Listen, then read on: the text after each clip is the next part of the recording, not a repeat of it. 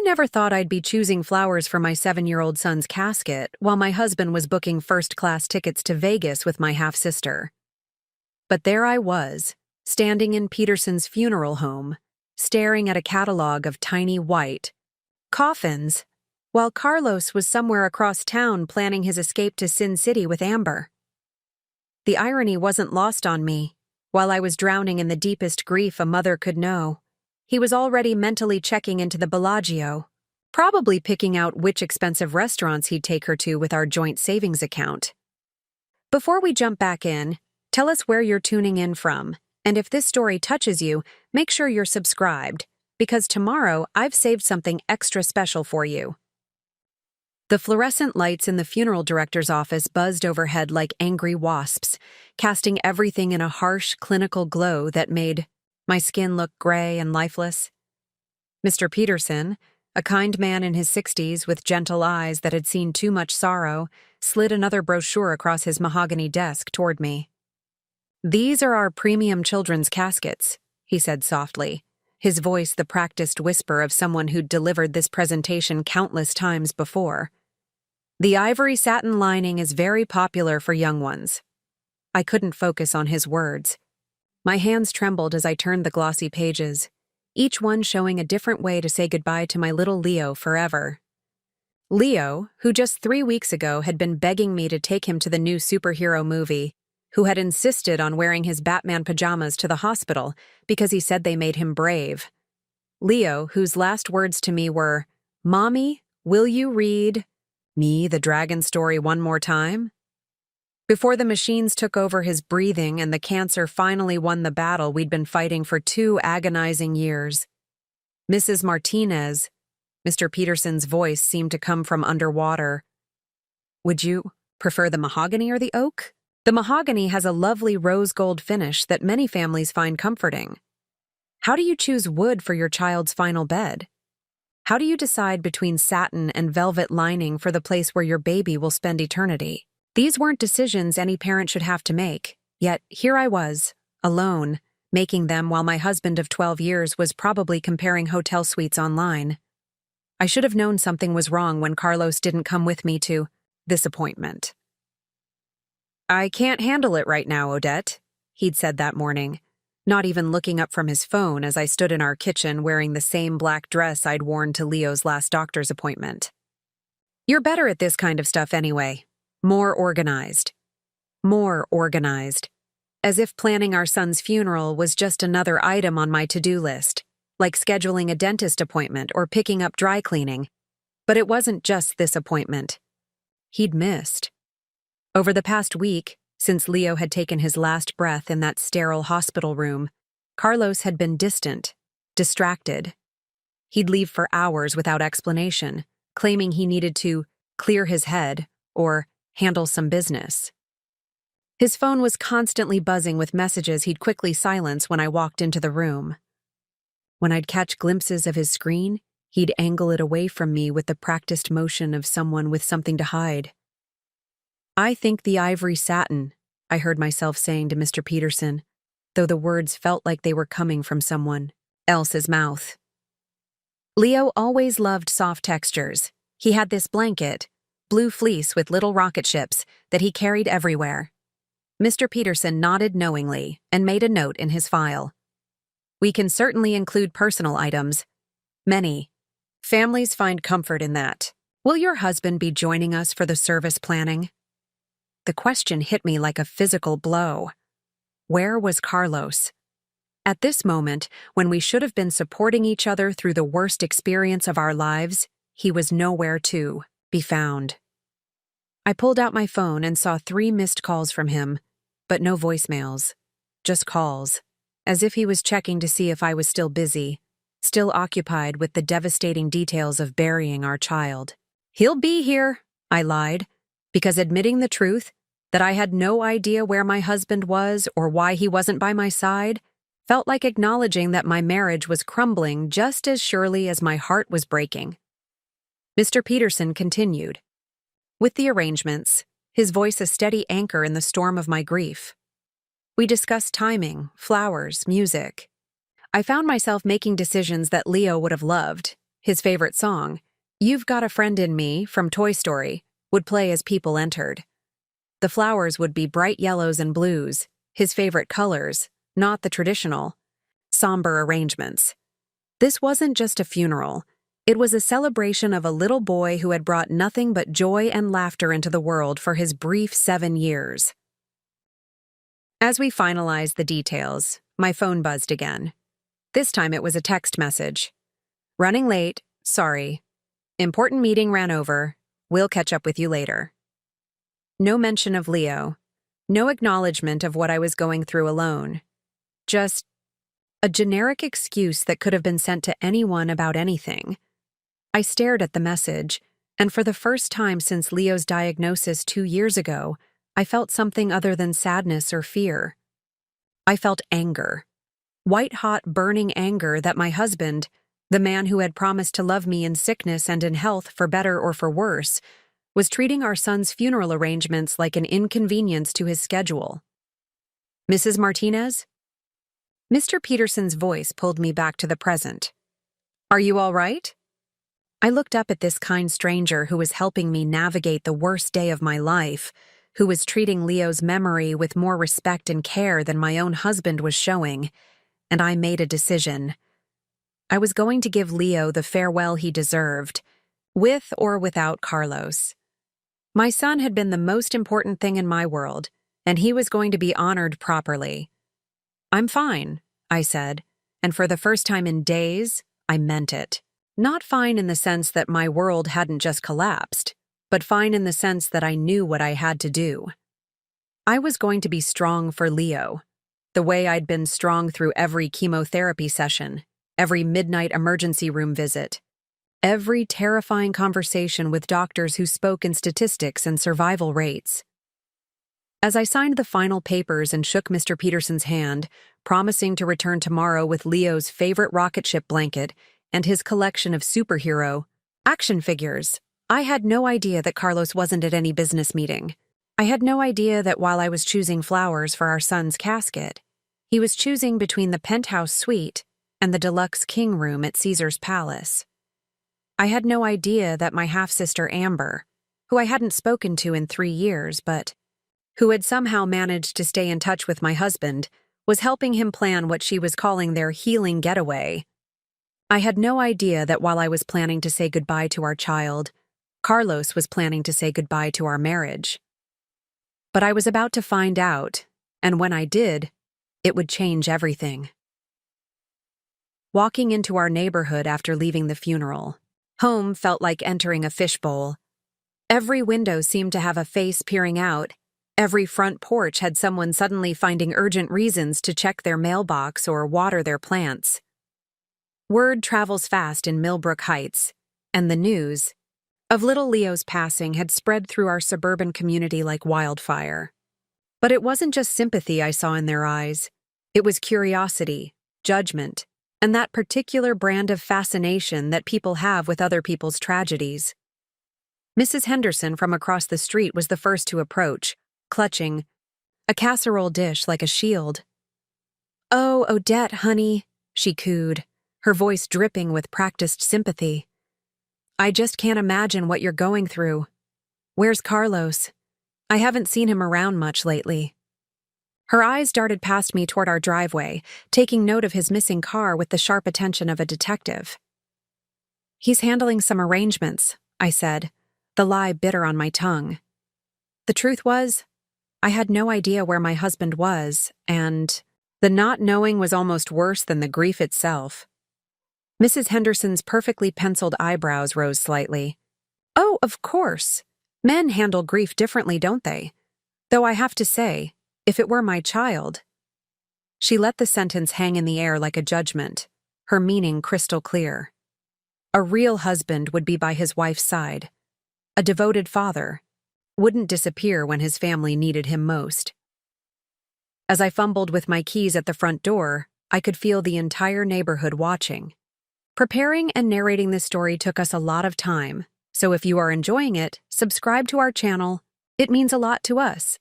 Now back to the story. The Johnsons had paused their lawn mowing to stare. The teenage girl from 2 houses down had stopped, walking her dog and was openly gawking. Even old Mr. Ramirez, who usually minded his own business, was standing at his window with his arms crossed. They were all wondering the same thing. Where was Carlos Martinez? Inside our house, the silence was deafening. The walls were covered with photos of Leo, his first steps, his kindergarten graduation, family vacations where we all looked so happy and normal. But now those images felt like evidence of a life that no longer existed, a family that was falling apart in real time. I walked into our bedroom and found Carlos's side of the closet hanging open. His suitcase, the expensive black one we'd bought for our honeymoon in Cancun, was missing. So were his favorite shirts, the ones he usually wore when he wanted to look good, when he wanted to impress someone. My hands shook as I opened his dresser drawers, empty spaces where his designer underwear used to be, gaps where his cologne bottles had sat. This wasn't the packing of a man running errands or going to a business meeting. This was the packing of someone planning to be gone for a while. Someone planning to look good while he was gone. The realization hit me like a physical blow.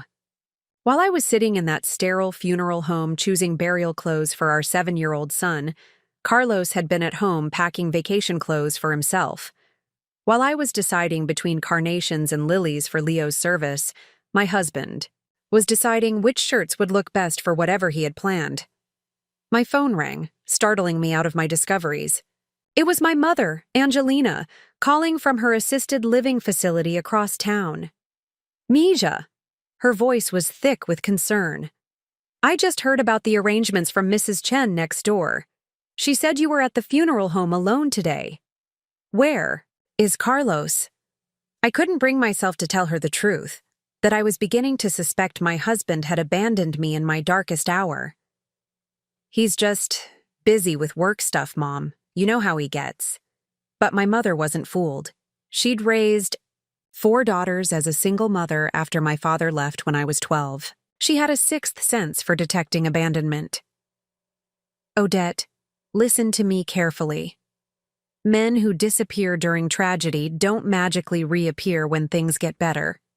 They run because they're weak, because they can't handle real life when it gets hard. Don't make excuses for him. Her words stung because they rang true. Throughout Leo's illness, it had been me who slept in the hospital chair beside his bed. Me who learned all the medical terms, who spoke to the doctors, who held Leo's hand during the procedures that made him cry. Carlos would show up for the big moments, the surgeries, the really scary appointments. But the day-to-day grinding reality of caring for a sick child had fallen almost entirely on my shoulders. He's grieving too, Mom, I said weakly. But even as I said it, I wondered if that was true. Carlos had always been good at compartmentalizing, at pushing difficult emotions aside and focusing on work or hobbies, or anything that didn't require him to feel too deeply. Grieving men don't pack suitcases and disappear, my mother said sharply.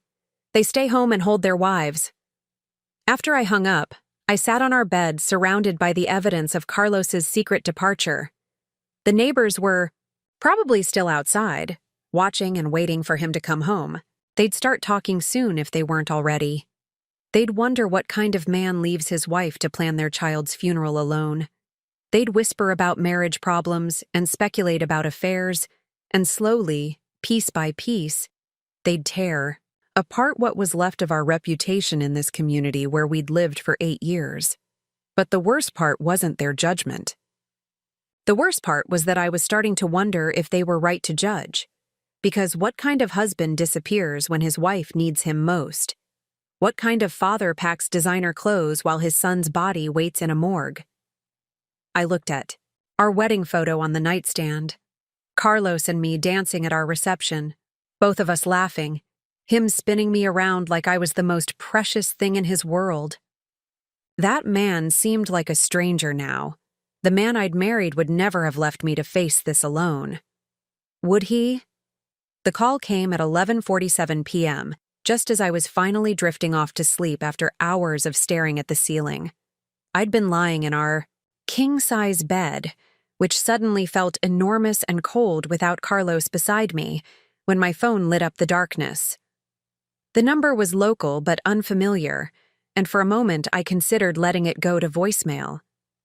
But something, maybe desperation, maybe hope that it was Carlos calling from someone else's phone, made me answer. "Hello?" My voice was hoarse from crying. "Is this Odette Martinez?"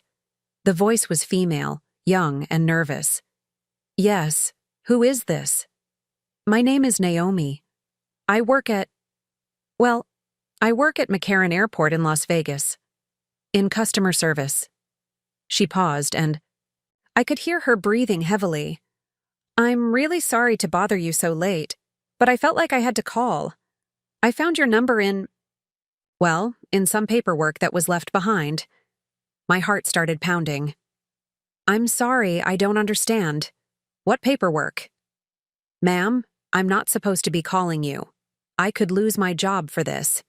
But I have a 7-year-old daughter myself, and when I saw what was in this folder, I just couldn't stay quiet." Her voice broke slightly. There was a travel itinerary for Carlos Martinez and Amber Delacroix.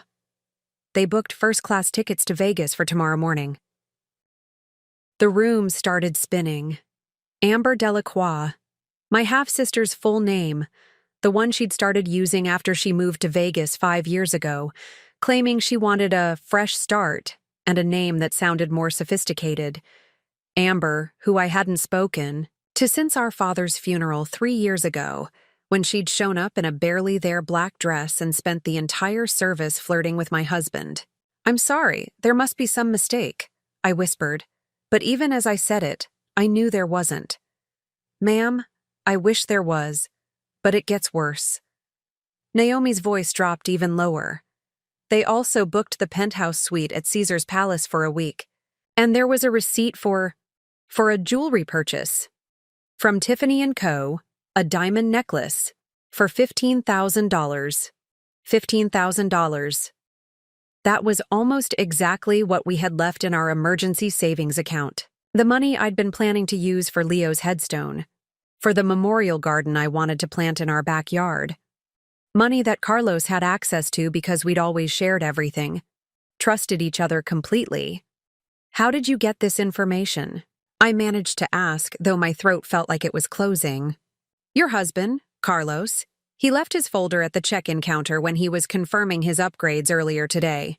It had his itinerary, hotel confirmation, receipts, and a bunch of other papers, including what looked like insurance documents, with your name on them."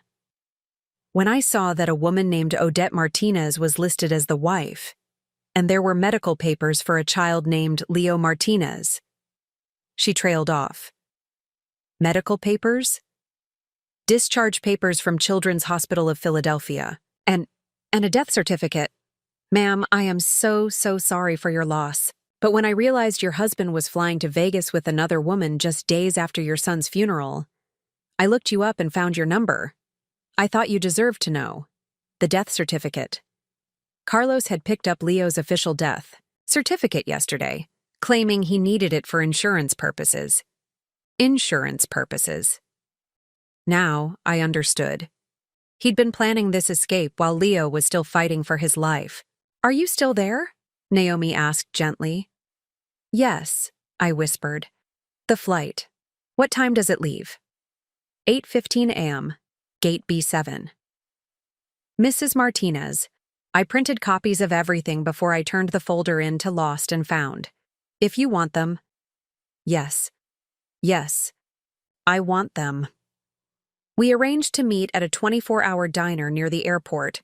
Naomi would drive the 2 hours from Las Vegas tonight, on her day off, to hand-deliver the evidence of my husband's betrayal. A complete stranger was showing me more kindness and loyalty than my own husband. After hanging up, I sat in the darkness of my bedroom, trying to process what I'd just learned. Carlos wasn't having a breakdown. He wasn't dealing with grief in his own way. He was escaping. And he was escaping with my half-sister, using our emergency fund to buy her jewelry and luxury hotel suites while I planned our son's funeral alone. Amber. Of all the women in the world, he'd chosen Amber. My father's daughter from his affair, the half-sister who'd grown up with all the privileges I'd been denied, the one who'd always been prettier, more confident, more willing to take what she wanted without caring who got hurt.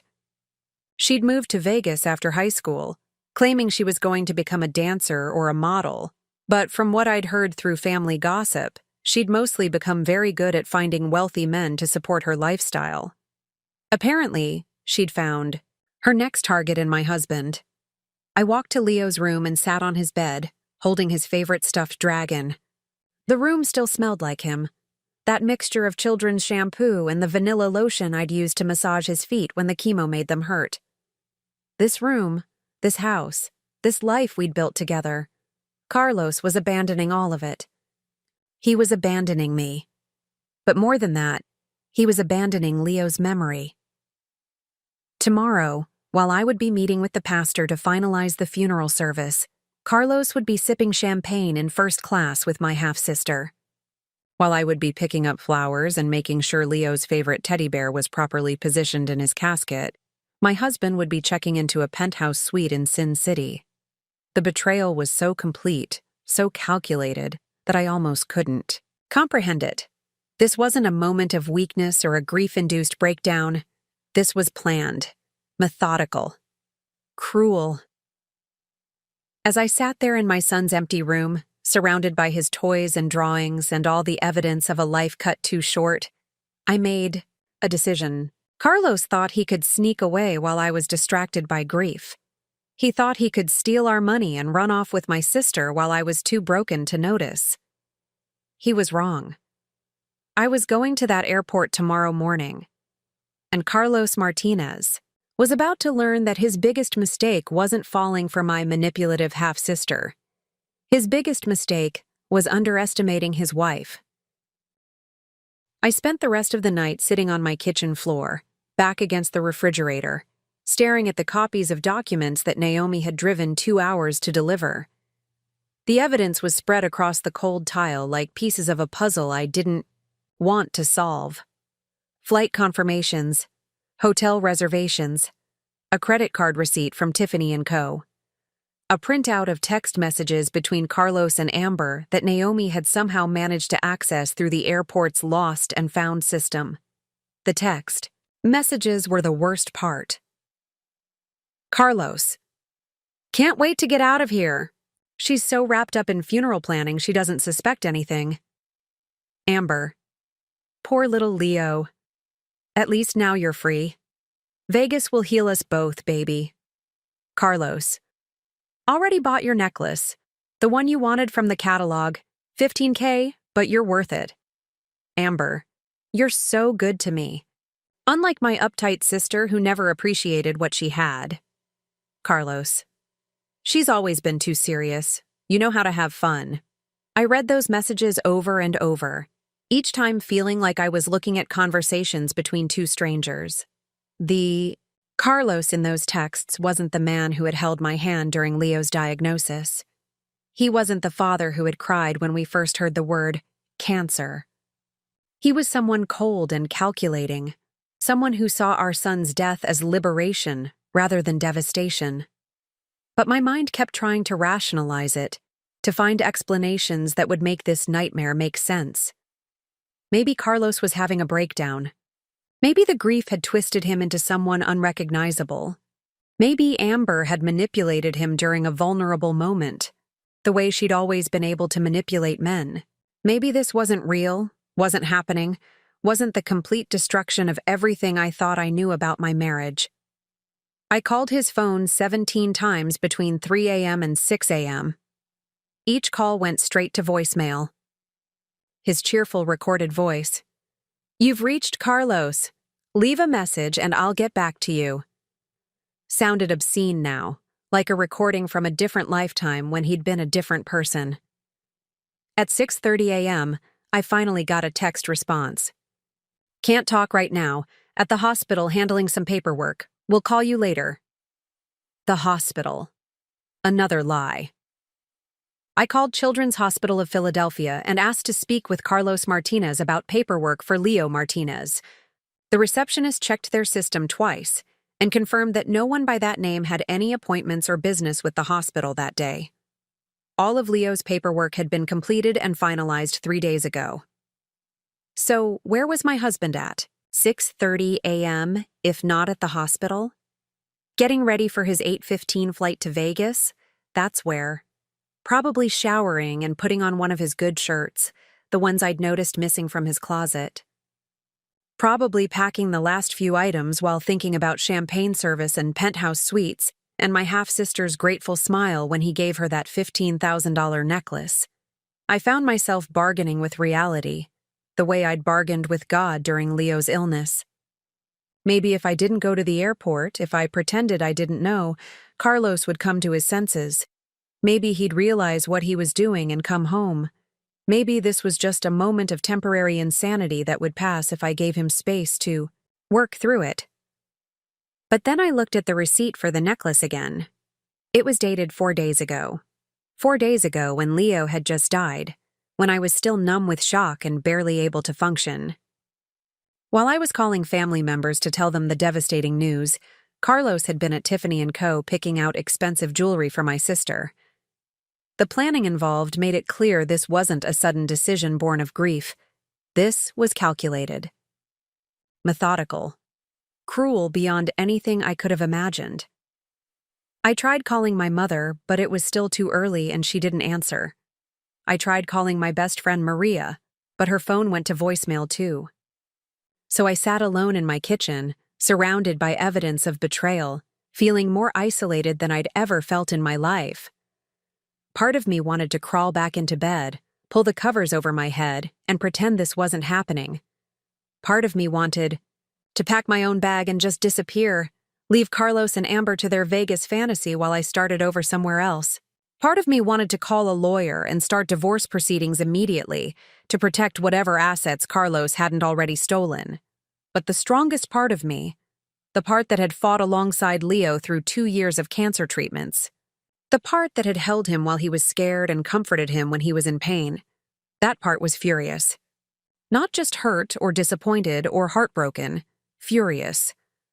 Carlos thought he could sneak away like a coward. He thought he could abandon his wife and son's memory without consequences. He thought he could steal our money and run off with my manipulative half-sister while I was too grief-stricken to notice or fight back. At 7:15 a.m., exactly 1 hour before his flight was scheduled to depart, I made my decision. I wasn't going to let him disappear without confronting him. I wasn't going to give him the easy escape he'd planned.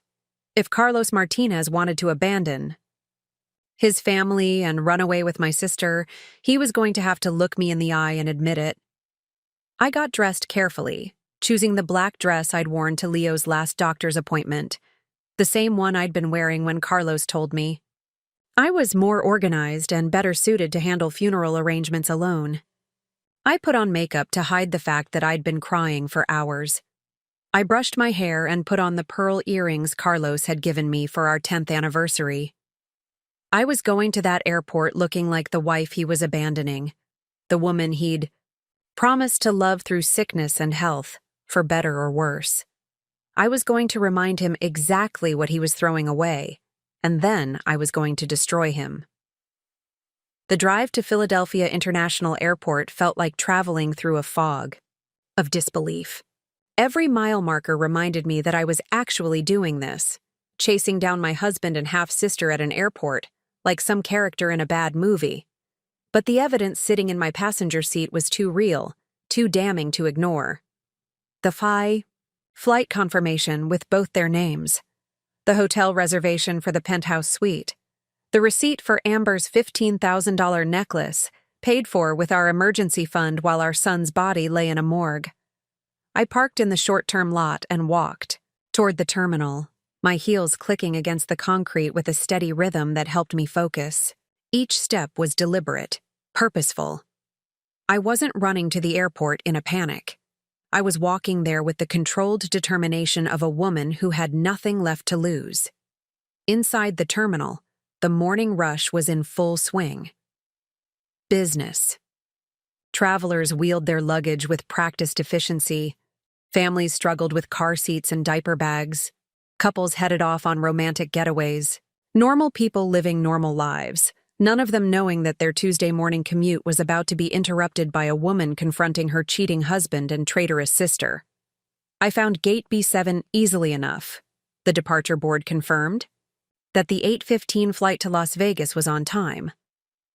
I positioned myself near the windows where I could see the entire gate area, but partially hidden behind a pillar where Carlos and Amber wouldn't immediately spot me. I wanted to observe them first, to see how they interacted when they thought no one was watching. At 7:45, I saw them approaching. Carlos was wheeling his expensive black suitcase, the one we'd bought for our honeymoon, and carrying a leather garment bag I'd never seen before. He was wearing his navy blue suit, the one that brought out his eyes, the one I'd always told him made him look handsome. His hair was perfectly styled, and he was walking with the confident stride of a man heading off on vacation, not fleeing the scene of his family's destruction. But it was Amber who made my breath catch in my throat. She looked exactly like she had at our father's funeral 3 years ago, only more polished. Her honey blonde hair cascaded in perfect waves down her back, and she was wearing a white silk blouse and designer jeans that probably cost more than most people's monthly salary. She had a Louis Vuitton carry-on bag slung over her shoulder and was laughing at something Carlos had just said, tilting her head back in that practiced way that made men feel like they were the funniest person alive. Around her neck was a glittering, diamond necklace that caught the airport lighting like a spotlight. The $15,000 necklace that Carlos had bought her with money that should have gone toward Leo's headstone. I watched them settle into seats near the gate, Carlos pulling out his phone to check something while Amber rummaged through her designer purse. They looked comfortable together, familiar. This wasn't the awkward body language of two people having an affair. This was the easy intimacy of a couple who had been together for a while.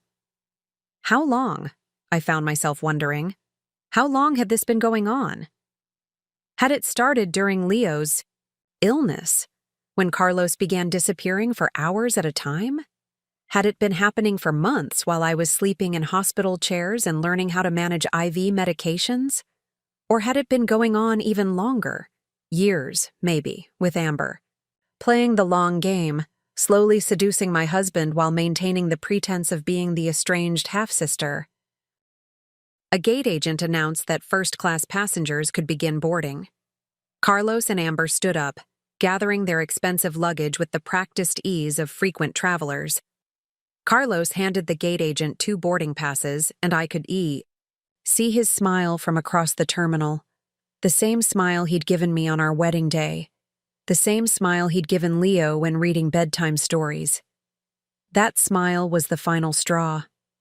I stood up from my hiding spot and walked directly toward them, my footsteps steady and purposeful. Other passengers moved out of my way instinctively, perhaps sensing the determination radiating from every pore of my body. I wasn't running or shouting or making a scene. I was simply walking toward my husband and sister with the calm precision of a woman who had a job to do. Carlos saw me first.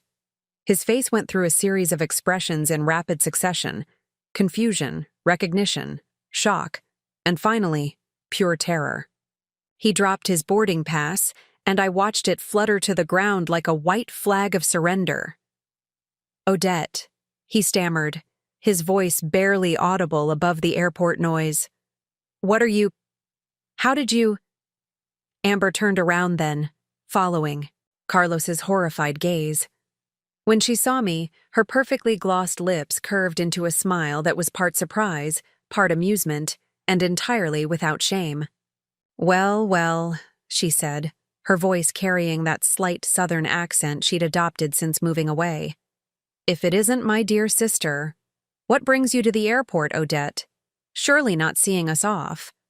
The casual cruelty in her tone, the complete lack of remorse or acknowledgement of what they were doing, hit me like a physical blow.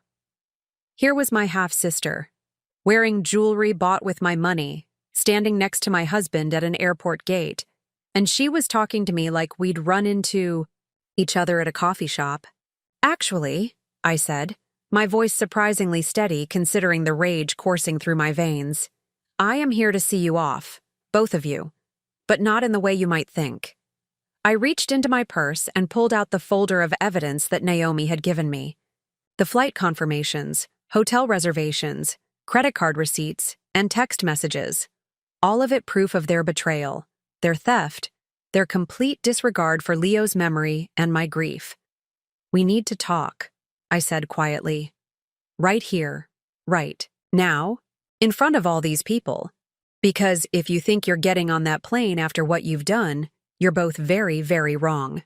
The boarding area had gone quiet around us, other passengers sensing drama and beginning to stare.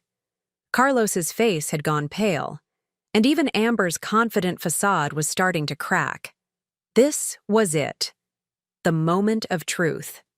The confrontation I'd been building toward since Naomi's phone call shattered my world. Time to find out what my husband and sister were really made of. For a moment, the three of us stood frozen in a tableau of betrayal and confrontation, surrounded by the everyday chaos of airport life, families with crying babies, business travelers checking their phones, couples heading off on romantic vacations, all of them oblivious to the fact that my entire world was imploding just 20 feet from Gate B7.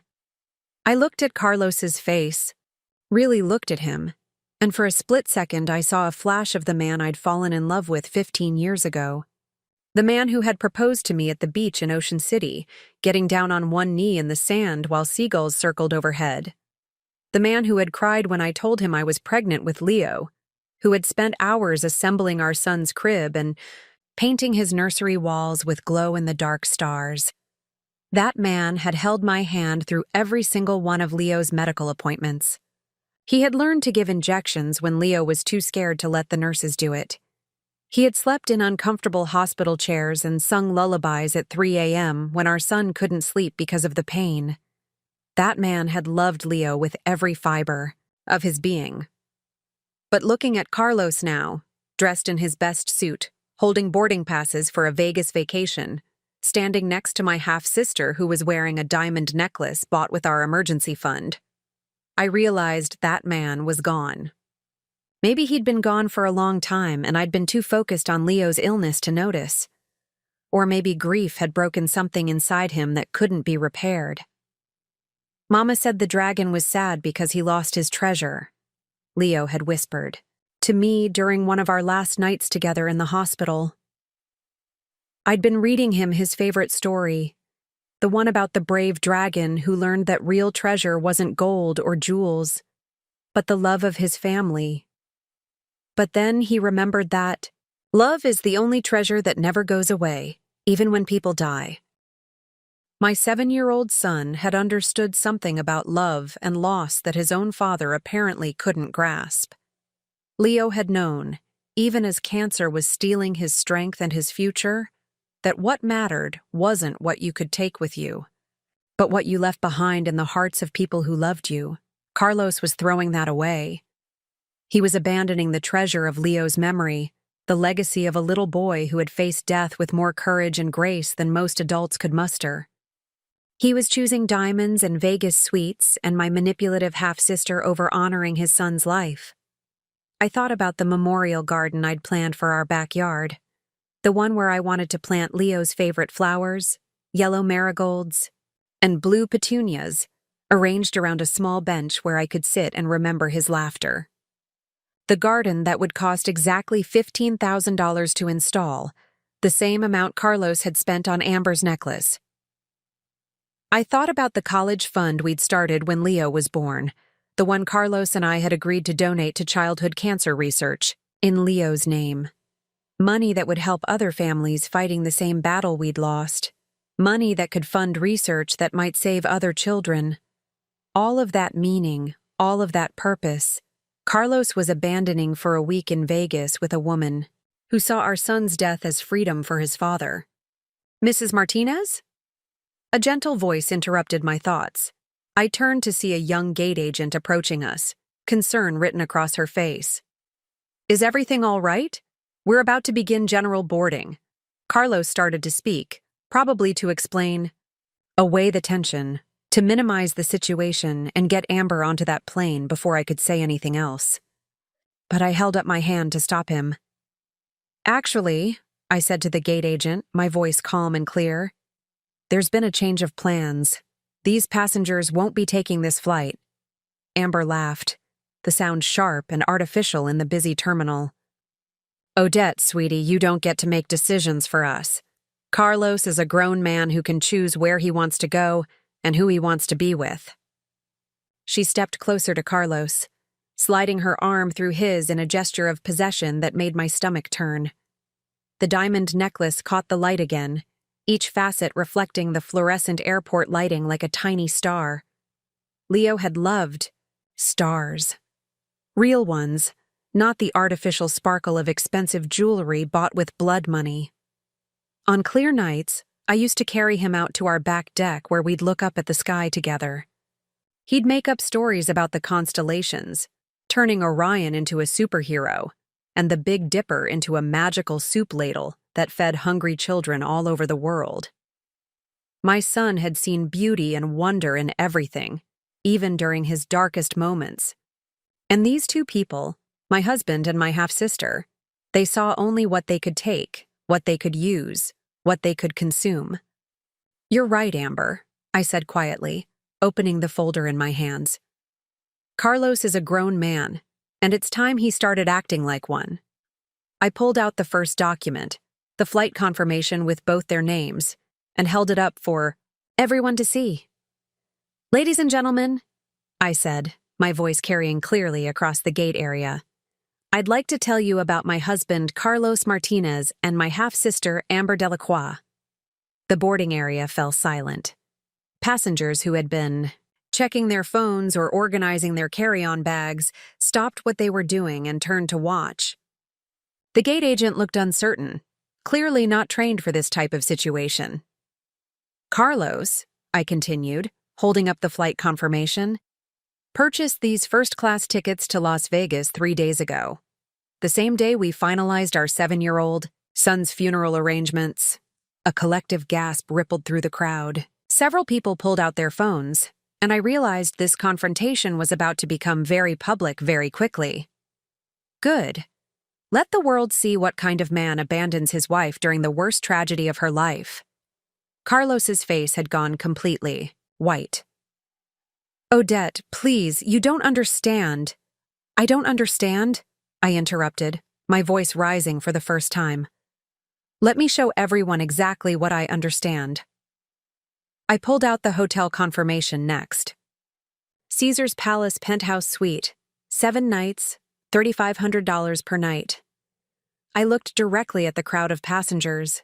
That's $24,500 for a week in Vegas, paid for with money from our emergency fund. Money we'd been saving to pay for our son's cancer treatments. An older woman near the gate covered her mouth in horror. A businessman shook his head in disgust. Even the gate agent looked appalled. But I wasn't done. I reached into the folder and pulled out the Tiffany & Co. receipt, holding it high enough for everyone to see. And this, I said, my voice steady despite the rage coursing through my veins, is a receipt for a $15,000 diamond necklace. I pointed at Amber, who had gone very still. The one she's wearing right now, purchased 4 days ago while our son's body was still in the hospital morgue. The silence in the gate area was deafening. Even the background airport announcements seemed to fade away. Every eye was on us, every passenger staring at Carlos and Amber with a mixture of shock and disgust. Amber finally found her voice, but it came out as a whisper. Odette, you're making a scene. This isn't the place. This isn't the place. I laughed, but there was no humor in it. You're right, Amber. The place for this conversation should have been 3 years ago at Dad's funeral, when I caught you flirting with my husband over our father's casket. Or maybe 2 years ago when you started texting Carlos while our son was going through chemotherapy. Or perhaps last week when Leo was dying and you were planning your Vegas getaway. I pulled out my phone and scrolled to the screenshots, Naomi. had taken of their text messages. Would you like me to read your messages out loud? The ones where you called our son's death Carlos's freedom? Where you said I was too uptight to appreciate what I had? Please, Carlos whispered, his voice barely audible. Don't do this here. Don't do this here? I turned to face him fully, and the pain in my chest was so sharp I could barely breathe. You made this choice, Carlos. You chose to book this flight while I was planning our child's funeral. You chose to spend our emergency fund on jewelry. For my sister.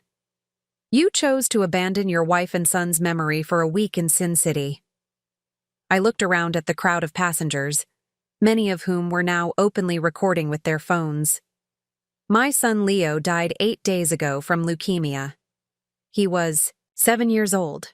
He loved superheroes and dragons and looking at stars. He was brave and kind and funny, and he fought cancer for 2 years with more courage than most adults could manage. My voice broke slightly, but I pushed through. While I was choosing a casket for that beautiful little boy, his father was choosing vacation outfits. While I was meeting with pastors and florists and trying to plan a service worthy of Leo's memory, his father was buying expensive jewelry for another woman. Carlos stepped forward, reaching for me. Odette, I know how this looks, but I can explain. Explain. I stepped back, avoiding his touch. Explain how you told me you were going to handle some business paperwork when you were actually confirming. Flight upgrades? Explain how you lied about being at the hospital this morning when you were really getting ready for your romantic getaway?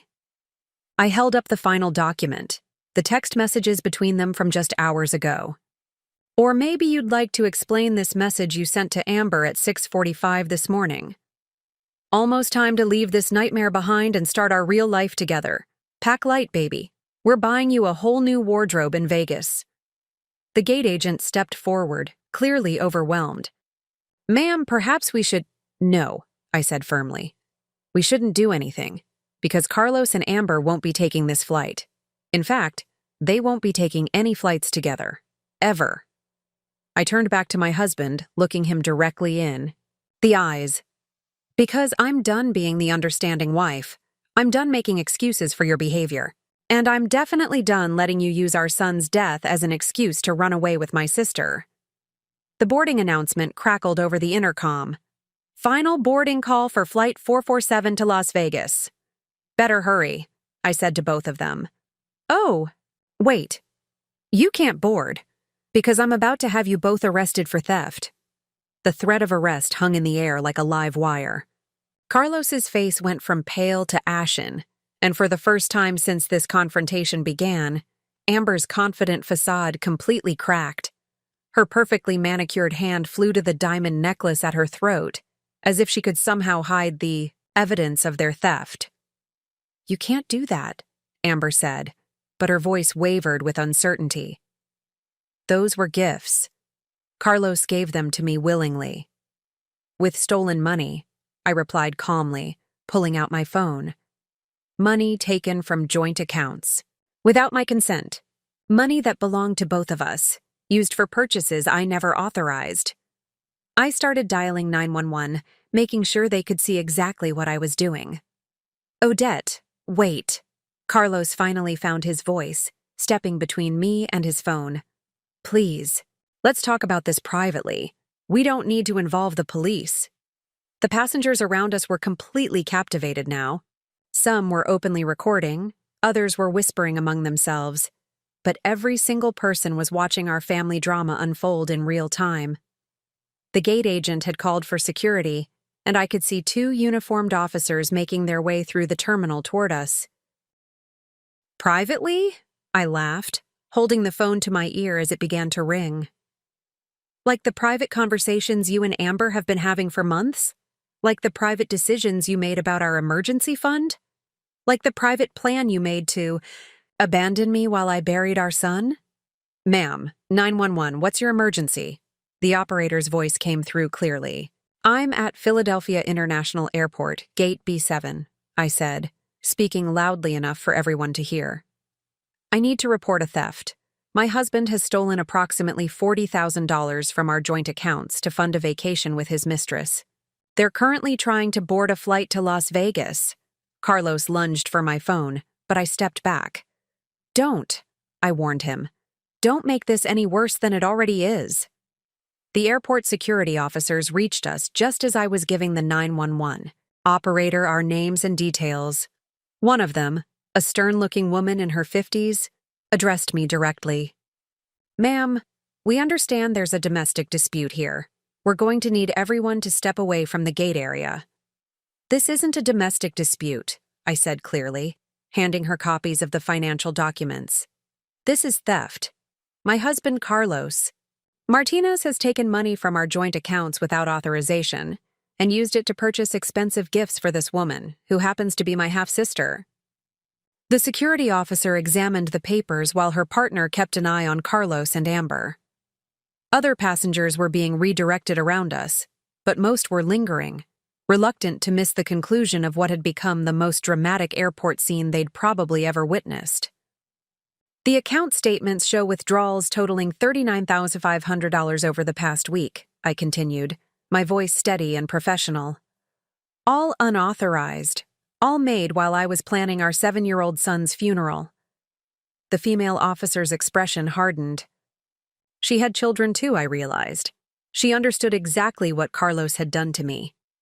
Sir, she addressed Carlos, we're going to need to see some identification and discuss these allegations. This is insane, Amber finally exploded, her southern accent thickening with stress. Odette, you're being vindictive and crazy. Carlos was grieving and needed support. Support? I turned to face her directly.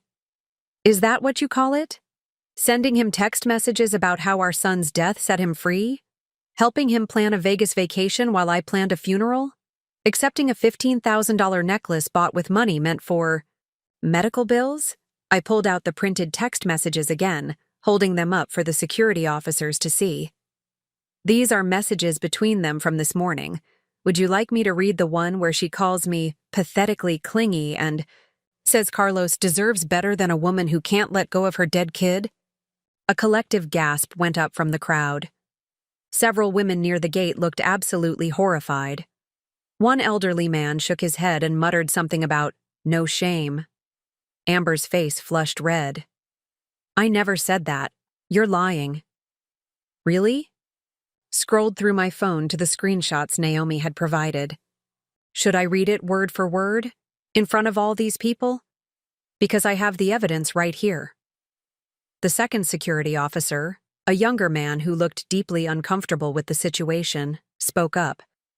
Ma'am, perhaps we should move this conversation somewhere more private. No, I said firmly. I'm done being private about this. I'm done protecting Carlos's reputation. I'm done enabling my sister's manipulation. They chose to conduct their affair publicly, flirting at family funerals, texting while I was in hospital rooms with our dying son, planning vacations while I planned burials. They made this public, and now they can face the consequences publicly. Carlos made one last desperate attempt. Odette, I love you. This doesn't mean anything. I was just confused. Grieving. You love me? I stared at him in disbelief. You love me so much that you stole our money to buy jewelry for my sister? You love me so much that you plan to abandon me during the worst week of my life? You love me so much that you've been lying to my face for months? I turned to address the crowd of passengers directly. Ladies and gentlemen, let me tell you what love actually looks like. Love doesn't abandon you when life gets hard. Love doesn't steal from you to fund affairs. Love doesn't call your child's death freedom. Love shows up. Love stays. Love honors the memory of your children. The boarding gate was completely silent now except for the sound of my voice carrying across the terminal. This, I gestured to Carlos and Amber. This is not love. This is cowardice and greed and betrayal at its absolute worst. The police officers I'd called were finally approaching, and I felt a sense of satisfaction settle over me. Justice was coming. The Philadelphia police officers who arrived at Gate B7 were not what I expected. Detective Kevin O'Brien was a heavy-set man in his 40s with kind eyes and a wedding ring that caught the airport lighting. His partner, Officer Maria Santos, was younger but carried herself with the authority of someone who'd seen every type of human behavior imaginable. Both of them took one look at the crowd of phone-wielding passengers and the stack of evidence in my hands and immediately understood. This wasn't a simple domestic dispute. "Mrs. Martinez," Detective O'Brien said after reviewing the documents, "these financial records show significant unauthorized withdrawals from joint accounts. We'll need to take statements from everyone involved." But as the officers began their investigation, something unexpected happened. People started coming forward. "Excuse me," said a middle-aged woman in a business suit who had been waiting for the same Vegas flight. "I couldn't help but overhear, and I think you should know. I saw these two together last month at the Ritz-Carlton in Center City. They were having dinner, and she was wearing that same necklace. Last month.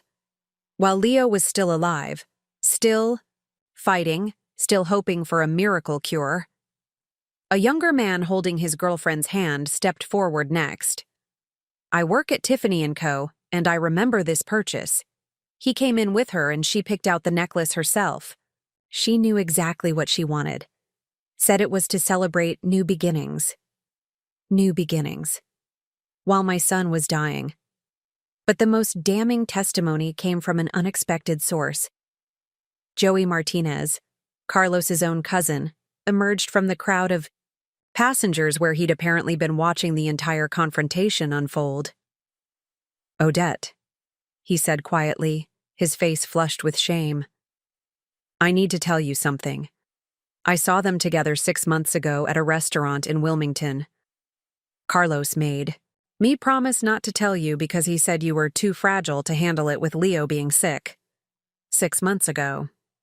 The betrayal had been going on for 6 months while I was sleeping in hospital chairs and learning to give Leo injections and fighting insurance companies for experimental treatments. Joey?" I stared at Carlos's cousin, someone I'd considered family, someone who had been at Leo's birthday parties and Christmas dinners. "You knew?" He nodded miserably. "Carlos said it was just a friendship, that Amber was helping him cope with the stress. He said you were so focused on Leo that you didn't have time for him anymore, and he just needed someone to talk to." The words hit me like physical blows. Carlos's own family had known about the affair and had chosen to protect him instead of me. They had watched me struggle alone through the worst period of my life, knowing that my husband was cheating, and they had said nothing. "Who else knew?" I asked Joey, my voice dangerously quiet. Joey's eyes darted to Carlos, who was standing silent and defeated between the two police officers. "Odette, I don't think—" "Who else knew?" I repeated, louder this time. His sister Maria knew. And his parents. They all thought it was better not to tell you while Leo was so sick. The crowd around us had grown larger as word spread through the terminal about the confrontation. Other passengers from different gates were gathering to watch, their phones out, recording every word. I could see the horror on their faces as they realized the scope of the betrayal. Not just a cheating husband, but an entire family conspiracy to hide the truth from a grieving mother. Detective O'Brien stepped forward. "Mrs. Martinez, we're going to need to sort through all of this systematically. These financial crimes are serious, but with this many people involved, we'll need detailed statements." "Detective," I said, my voice steady despite the fury building. Inside me, "I want to press charges, full charges, not just for the theft, but for the conspiracy. They all knew. His entire family knew he was stealing from our accounts to fund this affair, and they all chose to stay silent." Amber, who had been mostly quiet since her earlier outburst, finally found her voice. "This is ridiculous, Odette. You can't charge people for not gossiping about other people's personal lives." "Personal lives?" I turned to face her, and the rage I'd been keeping controlled finally broke free. Personal lives? My sister, my husband was stealing money meant for our dying child's. Medical care to buy you jewelry, and you call that personal? I looked around at the crowd of strangers who had become unwitting witnesses to my family's destruction. Business travelers, vacationing couples, families with children, all of them staring at us with a mixture of sympathy and disgust. I want everyone here to understand something, I said, my voice carrying clearly across the gate area. This isn't just about adultery. This isn't just about a man leaving his wife. This is about a father who abandoned his dying son's mother to run away with another woman. This is about a family who conspired to hide theft and betrayal from a woman who was fighting to save her child's life. I turned back to Detective O'Brien. I want charges pressed against everyone who was complicit. Carlos for theft and fraud. Amber for conspiracy and receiving stolen goods. And I want a full investigation into every family member who knew about this and chose to stay silent while they watched me struggle alone. Officer Santos was taking notes furiously. Ma'am, we'll need you to come to the station to file formal complaints. I'll be there, I said. But first, I have a funeral to finish planning. Because unlike some people, I don't abandon my responsibilities when life gets difficult. The flight to Vegas was boarding around us, but Carlos and Amber wouldn't be on it. They wouldn't be anywhere but a police station, answering questions about their crimes. Finally, justice was beginning. As the police began taking formal statements, and the crowd of passengers slowly dispersed, my phone started buzzing with incoming calls. The first was from Maria Martinez, Carlos's sister, whose contact photo showed her smiling face at last year's Christmas dinner. A dinner where she'd hugged me and told me how proud she was of how I was handling Leo's illness. I answered the hi. Call on speakerphone, making sure Detective O'Brien could hear every word. Odette, honey. Maria's voice was syrupy sweet with fake concern.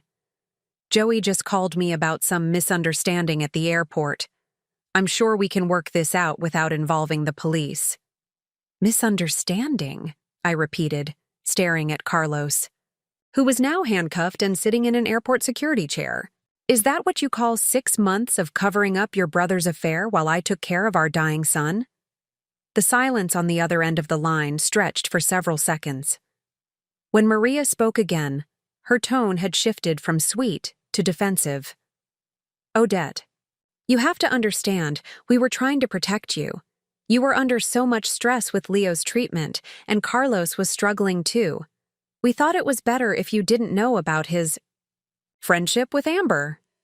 Friendship? Detective O'Brien raised an eyebrow and made a note. Ma'am, would you mind stating your full name for the record? Maria Elena Martinez, she replied automatically, then seemed to realize she was being recorded. Wait, who is this? This is Detective O'Brien with the Philadelphia Police Department. We're investigating charges of theft, fraud, and conspiracy related to your brother's activities. Your statement about protecting Mrs. Martinez from knowledge of these financial crimes is very interesting. I could practically hear Maria's panic through the phone. I didn't know about any financial crimes. I just knew Carlos was talking to Amber sometimes, getting emotional support during a difficult time. Emotional support that required a $15,000 necklace? I asked coldly. Emotional support that required stealing our emergency fund for Vegas vacations? Maria, stop lying. Joey already told me you all knew. Before Maria could respond, another call was coming in. Carlos's mother, Elena Martinez. I merged the calls, so both women could hear each other and the detective could record everything. Odette, mija. Elena's voice was trembling. Please don't do this to our family. Carlos made a mistake, but he's grieving too. Men handle grief differently than women. Differently? I looked at Carlos slumped in his chair, no longer the confident man who'd been planning his Vegas escape just an hour ago. How exactly does grief justify stealing money from your son's medical fund to buy jewelry for another woman? He didn't steal anything, Elena protested. That money was in both your names. Detective O'Brien leaned closer to my phone. Ma'am, I'm Detective O'Brien. Using joint funds for unauthorized personal expenses, especially in amounts this large, constitutes theft under Pennsylvania law. Are you stating that you were aware of these expenditures? Another long silence. Then Elena's voice, much quieter. I didn't know about specific amounts. But you knew about the affair, I pressed. You knew your son was cheating on me while Leo was dying, and you chose to say nothing. We thought it would pass, Maria chimed in desperately. We thought once Leo got better, Carlos would come to his senses. Once Leo got better, the words came out as a whisper, and I felt something break inside my chest that I didn't even know was still intact. You thought Leo was going to get better? Maria, he had stage 4 leukemia. The doctors told us months ago there was no cure. We were praying for a miracle, Elena said weakly. While praying for a miracle for my son, you were enabling my husband's affair with my sister. Do you hear how insane that sounds? I looked around the gate area, where a few remaining passengers were still watching our family drama unfold. You were all so concerned about Carlos's emotional needs that you forgot I existed. You forgot that I was the one sleeping in hospital chairs, giving injections, fighting with insurance companies, watching my child die by inches. Officer Santos approached with a notepad. Mrs. Martinez, we've gotten preliminary statements from your husband and Ms. Delacroix. Would you like to hear what they're claiming? Please. Your husband claims the money was for grief counseling, and that the Vegas trip was therapeutic. Ms. Delacroix claims she thought you had approved all expenditures, and that she was providing emotional support to a man whose wife had emotionally abandoned him. The audacity was breathtaking. Even caught red-handed, they were still trying to make this my fault. Did either of them mention, I said loudly enough for both women on the phone to hear, that Amber sent Carlos text messages calling our son's death his freedom? Did they mention that she referred to me as pathetically clingy about my dead kid? Elena gasped. Maria was silent. Because I have those messages, I continued. I have evidence of everything. Their romantic planning, their mockery of my grief, their celebration of Leo's death as an opportunity for their new life together. Odette? Elena's voice was barely a whisper. We didn't know it was that bad. You didn't want to know, I corrected. You chose to protect Carlos instead of protecting your grandson's memory. You chose to enable a thief instead of supporting a grieving mother. Detective O'Brien was writing everything down. Mrs. Martinez, based on these phone calls, will need to interview the other family members as well. Conspiracy charges can extend to anyone who knowingly concealed financial crimes. I looked at Carlos one more time. My husband of 12 years, father of my child, the man I'd trusted with everything I had. You all made your choice, I said into the phone. Now you get to live with the consequences. 3 hours later, I was sitting in a sterile interview room at the Philadelphia Police Department, surrounded by boxes of evidence that Detective O'Brien's team had gathered from Carlos's possessions, his phone, and his laptop. What I discovered in those boxes shattered whatever illusion I still had about the scope of my husband's betrayal. Mrs. Martinez, Detective O'Brien said, sliding a manila folder across the metal table. I need to warn you that what we found is extensive. This wasn't a recent decision or a moment of weakness. This was planned for a very long time. I opened the folder with trembling hands. The first document was a bank statement from an account I'd never seen before. An account opened 18 months ago in Carlos's name only. 18 months ago, when Leo had first been diagnosed and we'd started the grueling round of treatments that would consume our lives. He's been funneling money into this secret account for over a year, Detective O'Brien explained. Small amounts at first, $500 here, $300 there. Money you probably wouldn't notice missing from your joint checking account. I flipped through the statements, watching the deposits grow larger over time. $2,000 in March when Leo was hospitalized for pneumonia. $5,000 in June when we'd thought the experimental treatment was working. $8,000 in September when the cancer came back worse than before. Every time Leo got sicker, I whispered, Carlos stole more money. It appears that way, yes. Detective O'Brien's voice was gentle but professional. The withdrawals from your joint accounts always coincided with medical crises, as if he was using your distraction to move larger amounts.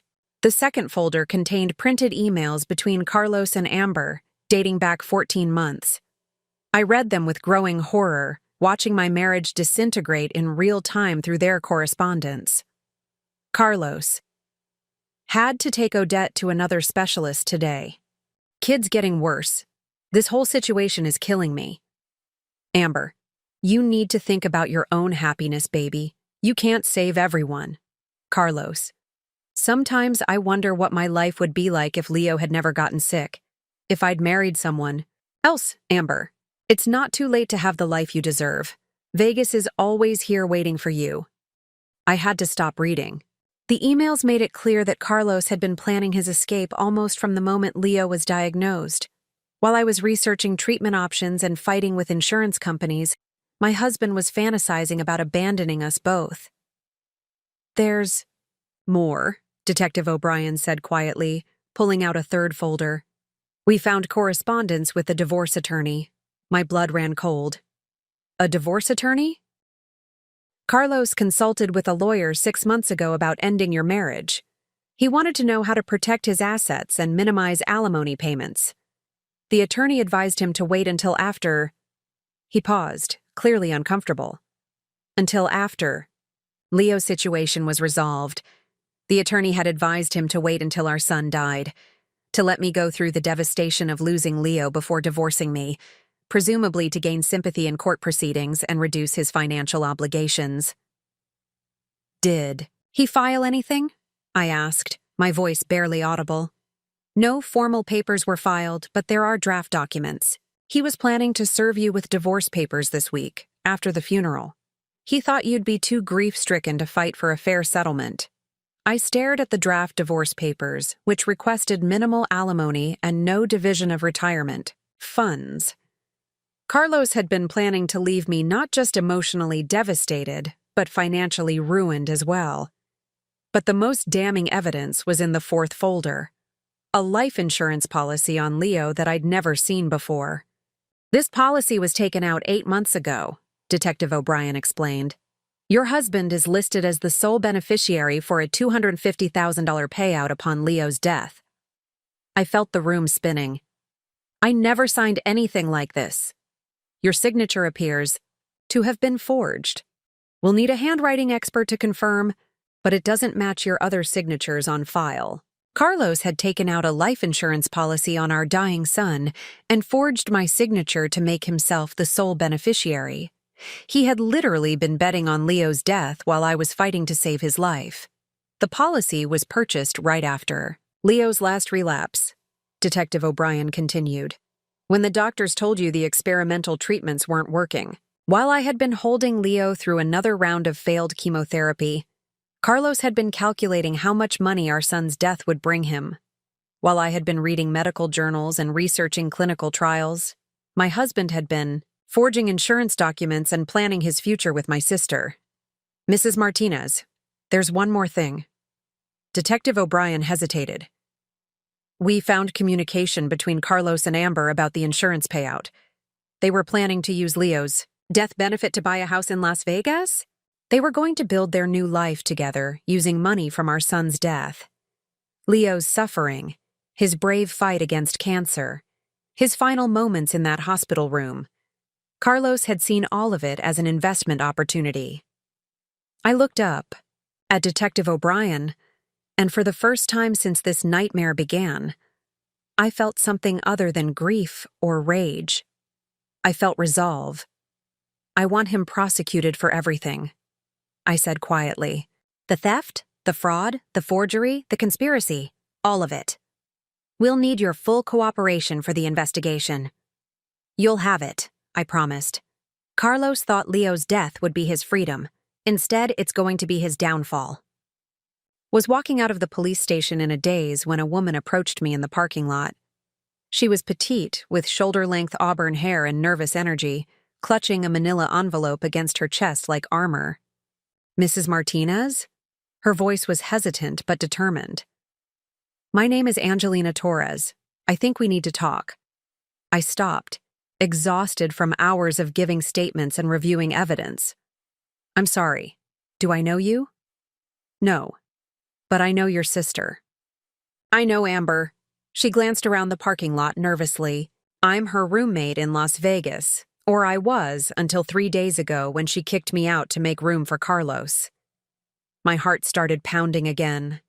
Another witness. Another piece of the puzzle I wasn't sure I was ready to handle. I drove straight. "Here from Vegas when I heard what happened at the airport," Angelina continued. "It's been all over social media. People are calling Carlos the dead son scammer and Amber the sister stealer. The videos from the airport have gone viral." I hadn't even thought about social media. The confrontation at the gate had been recorded by dozens of passengers, and apparently the story of my husband stealing money to run away with my sister during our son's funeral had captured the internet's attention. "Why did you drive here?" I asked, too tired for small talk. Angelina looked around again, then stepped closer. "Because I have information you need. Information about how long this has really been going on, and what Amber has been telling people about you and Leo." She opened the envelope and pulled out a stack of printed screenshots. "These are from Amber's social media accounts, the private ones she thinks only her close friends can see. She's been posting about Carlos for over a year." The first screenshot was from 13 months ago, showing Amber at an expensive restaurant with a man whose face was mostly hidden. The caption read, "Finally found a real man who knows how to treat a woman right. Too bad he's stuck with a wife. Who cares more about her sick kid than her husband? Soon to be free, Rach, real love." She posted this? I stared at the image, recognizing Carlos's watch and wedding ring on the hand holding a wine glass. "It gets worse," Angelina said grimly, flipping to the next screenshot. This one was from 8 months ago. A photo of the Tiffany & Cober storefront with the caption, "Window shopping for my future. When his obligations are finally over, I'm getting everything I deserve. Non-Vegas ready. New beginnings." 8 months ago, when Leo was having his worst relapse and I was sleeping in the hospital every night. "Obligations?" I whispered. "That's what she called Leo," Angelina said, her voice thick with disgust. "She never used his name, always called him the obligation or the burden or the problem that needs to solve itself." I flipped through more screenshots, each one more horrifying than the last. Amber posing with expensive clothes and jewelry, always with captions about investing in my future with a man who knows what he wants. Photos of Vegas hotels and casinos with comments about planning our real honeymoon. Screenshots of text conversations where she called me the martyr wife and the professional victim.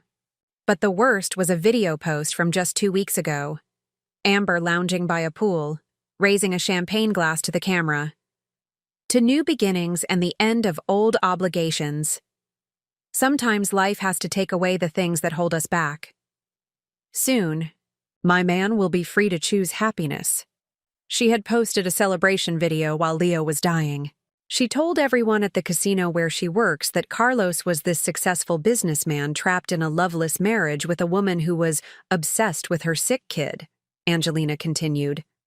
"She made it sound like you were this hysterical, clingy wife who refused to accept reality and was holding Carlos back from living his life." "How long have you known her?" I asked, still staring at the screenshots. 2 years. I answered a Craigslist ad for a roommate when I moved to Vegas for college. Amber seemed fun at first, but she's the most selfish person I've ever met." Angelina paused. When she told me she was moving out because her married boyfriend was finally going to leave his wife, I thought it was just another one of her fantasy relationships. She's always chasing married men, always convinced they're going to leave. They're wives for her. But this time was different. This time she had proof. She showed me bank statements, photos of expensive gifts, text messages. She was so excited about the life insurance money and the Vegas house they were going to buy. Angelina's voice dropped. She kept saying that once the kid situation resolved itself, Carlos would be worth almost $500,000 between the insurance and the divorce settlement. The kid situation. Leo's death was just a situation to be resolved. "Why are you telling me this?" I asked. "Why drive 12 hours to give this to me?" Angelina was quiet for a moment, then pulled out her phone and showed me a photo of a little girl with pigtails and a huge smile. "This is my daughter, Sophia. She's 6. When I heard what Amber said about your son, about celebrating his death as freedom..." She shook her head. I couldn't stay quiet. If someone talked about Sophia that way, I'd want to know. I looked at this young woman who had driven across the country to help a stranger seek justice for her child, and I felt something I hadn't felt in days. Hope. "Will you testify?" I asked. "Will you give this evidence to the police?" "Already done," Angelina smiled grimly. "I gave copies to Detective O'Brien before I came to find you, but I wanted you to see these yourself. I wanted you to know that people are horrified by what Carlos and Amber did. The whole internet is on your side." For the first time since this nightmare began, I wasn't fighting alone. Back inside the police station, Detective O'Brien spread Angelina's evidence across the conference table alongside everything they'd already collected. The social media posts, bank records, forged insurance documents, and email correspondence created a timeline of betrayal so comprehensive it took my breath away. "This changes everything," Detective O'Brien said, examining Amber's posts about Leo being the obligation. "This shows premeditation and conspiracy going back over a year. It's not just adultery or financial fraud anymore. This is criminal conspiracy with intent to profit from a child's death." Officer Santos joined us, carrying another box of evidence. "We executed a search warrant on Carlos's workplace computer. You need to see what we found." She pulled out printed emails between Carlos and someone named David Kim, apparently a financial advisor. Carlos. "Hypothetically, if someone had a terminally ill child, what would be the best way to maximize life insurance benefits while minimizing tax implications?" David Kim. "Hypothetically, you'd want the payout to go to a single beneficiary to avoid probate complications. Also, if the policyholder were to relocate to a state with no inheritance tax before the payout." Carlos. "Like Nevada?" David Kim. "Nevada has very favorable tax laws for this type of situation." I stared at the emails, dated 7 months ago. He was planning to move to Nevada to avoid paying taxes on Leo's death benefit. "It gets worse," Officer Santos said, pulling out more documents. "We also found communication with a private investigator. The PI's report was clinical and cold, detailing my daily routines, my emotional state, my relationship with Leo's medical team. Carlos had hired someone to spy on me during our son's final months. Why would he need surveillance on his own wife? I asked, though I was beginning to understand. "Control," Detective O'Brien said grimly. "He was gathering information to use against you in divorce proceedings. Look at this report from 6 weeks ago." I read the investigator's notes with growing horror. "Subject spends 12-14 hours daily at hospital. Appears emotionally unstable, frequently crying. Has become isolated from friends and extended family. Shows signs of depression and anxiety. Potential custody concerns if there were other children involved. Carlos had been building a case to paint me as an unfit wife and potentially unfit mother, documenting my grief and dedication to Leo as evidence of mental instability. There's also this," Officer Santos said, handing me a thick folder. "Financial. Records from Amber's Vegas accounts. She's been receiving regular payments from Carlos for 8 months. The bank statements showed monthly transfers of $3,000 to $5,000 from Carlos's secret account to Amber's checking account. But the payments weren't just personal. They were labeled as business expenses and consulting fees. Consulting fees? I looked up at Detective O'Brien. "Your sister has been running what appears to be a sophisticated operation," he explained. "She's done this before, targeting married men with terminally ill family members. She has a whole network of contacts in Las Vegas who help her identify vulnerable targets." Angelina, who had been quietly listening, spoke up. "That's how she met Carlos. Through an online support group for parents of sick children. She posed as someone who had lost a child to cancer and offered emotional support to grieving fathers." The revelation hit me like a physical blow. Amber had infiltrated a support group for grieving parents, people at their most vulnerable, to find men she could manipulate and exploit. "We found her communications with at least 3 other married men over the past 2 years," Officer Santos continued. "All of them had sick children or recently deceased children. All of them sent her money." Detective O'Brien pulled out a laptop and showed me Amber's dating profiles on various websites. She had multiple identities, sometimes a grieving mother, sometimes a cancer survivor, sometimes a nurse who understood the pain of losing children. Each profile was carefully crafted to appeal to men in devastating circumstances. "This is her business model," he explained. "She finds vulnerable men, offers them emotional support and escape fantasy, then slowly bleeds them dry. Carlos just happened to be her biggest target." I thought about all the support group meetings I'd attended during Leo's illness, all the fathers I'd seen broken by their children's suffering. Amber had been hunting in those spaces, preying on people's grief and desperation. "How many families has she destroyed?" I asked quietly. "We're still investigating, but so far we've identified at least 6 other cases. One man in Phoenix lost his house. Another in Denver is facing bankruptcy. There's a father in Chicago who—" Detective O'Brien paused. "Who attempted suicide after Amber disappeared with his savings." The scope of her operation was staggering. This wasn't just about Carlos's weakness or my family's dysfunction.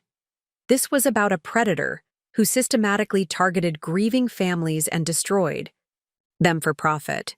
"The good news," Officer Santos said, "is that with all this evidence, we can charge both Carlos and Amber with multiple felonies: wire fraud, conspiracy, identity theft, insurance fraud, money laundering. The list goes on." "And the other victims?" "Once this goes to trial, they'll be able to seek restitution. Your case could help a lot of other families get justice."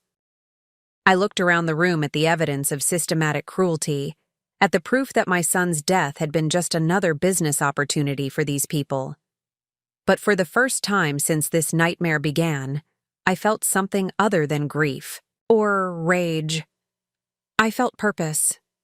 "Let's destroy them," I said quietly. "All of them. Let's make sure they never hurt another family again." Over the next week, while I should have been grieving my son and planning his memorial service, I instead found myself at the center of a federal investigation that grew larger and more complex each day. The FBI had taken over the case when they realized the scope of Amber's operation crossed state lines and involved multiple counts of wire fraud. Agent Rebecca Walsh, a sharp-eyed woman in her 40s who specialized in financial crimes, had set up a command center in the Philadelphia field office. The walls were covered with photos, bank records, and a complex web of connections linking Amber to dozens of victims across the country. "Your sister is exceptionally good at what she does," Agent Walsh told me as we reviewed her methods. "She studies her targets for months before making contact. She knows their medical histories, their financial situations, their family dynamics. By the time she approaches them, she already knows exactly what emotional buttons to push." The investigation had uncovered Amber's entire operation. She worked with a team of accomplices who helped her create fake identities, establish fraudulent businesses, and launder money through various accounts. There was Marcus Chen, a computer specialist who created fake social media profiles and hacked into hospital databases to identify potential targets. There was Jennifer Liu, a former casino worker who helped set up shell companies in Nevada. And there was Tony Rodriguez, a private investigator who gathered detailed intelligence on the family's Amber planned to exploit. They called themselves the Grief Merchants, Agent Walsh explained, showing me transcripts of intercepted communications. They had a whole system for categorizing targets based on their vulnerability and potential financial value. I was classified as a Category A target, high net worth, emotionally isolated, with a terminally ill child and a husband showing signs of escape ideation. They had profiled my entire family like we were marks in a con game. How did they know so much about us? I asked, staring at a file that contained intimate details about Leo's medical treatment, our marriage, even my relationship with my mother. Hospital staff, Agent Walsh said grimly. Amber had contacts in pediatric oncology units across multiple states, nurses and administrators who would tip her off about vulnerable families in exchange for cash payments. The betrayal went even deeper than I'd imagined. People I had trusted, medical professionals who had cared for Leo, had been selling information about our family's tragedy to criminals who planned to profit from our suffering. We've identified at least 12 healthcare workers involved in this network, Agent Walsh continued. They're all facing federal charges for HIPAA violations and conspiracy. But the most devastating discovery came when we uncovered the full extent of Carlos's involvement. He hadn't just been a victim of Amber's manipulation, he had been an active participant in planning the exploitation of other families. Agent Walsh showed me emails between Carlos and Amber from 6 months ago, discussing potential targets in our support group. Carlos. The Peterson family might be worth looking into. Their daughter has been in treatment for 3 years, and the father mentioned they've been struggling financially. Amber. Medical debt makes them vulnerable but less profitable. What about that new family, the Johnsons? They seemed well off. Carlos. Yeah, nice cars, expensive clothes, and the dad looks like he's barely holding it together. Classic escape candidate. My husband had been scouting other grieving parents in our support group, identifying vulnerable families for Amber to target. People who had sat in those same circles, sharing their deepest fears about losing their children, while Carlos was mentally cataloging their weaknesses for exploitation. The Johnson family lost their 8-year-old daughter 2 months ago, Agent Walsh told me. Mr. Johnson started receiving sympathetic messages from a grief counselor named Ashley 3 weeks later. Ashley was one of Amber's aliases. I remembered the Johnsons from support group meetings. Sarah Johnson had cried on my shoulder after her daughter Emma died. Michael Johnson had hugged Carlos and thanked him for his advice about staying strong for your wife. And Carlos had turned around and fed their information to predators. Did they lose money? I asked, dreading the answer. $15,000 so far. Michael Johnson is convinced that Ashley is helping him heal from his grief. He has no idea he's being scammed by the same people who targeted your family. The pattern was always the same. Amber would approach the grieving fathers weeks or months after their children died, offering emotional support and understanding that their wives supposedly couldn't provide. She would gradually introduce the idea of healing trips and new beginnings, then slowly extract money for increasingly elaborate fantasy futures. We have evidence of at least 47 families that were targeted by this network over the past 3 years, Agent Walsh said. Total financial losses exceed $2 million, but the emotional damage, she shook her head.